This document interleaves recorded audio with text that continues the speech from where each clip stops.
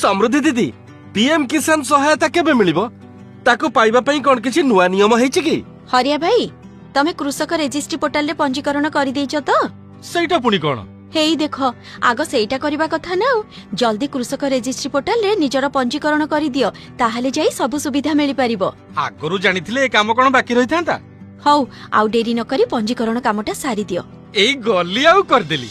आज ही निकटस्थ जनसेवा केन्द्र बा ग्राम पंचायत स्तर रे नियुक्त सहायक अथवा व्यक्तिगत स्तर नचेत ग्राम पंचायत स्तरीय कैंप मानकरे कृषक रजिस्ट्री पोर्टाल रे निजर जमी संबंधी दस्तावेज और आधार लिंक थिबा मोबाइल नंबर दे पंजीकरण कराई नियंतु।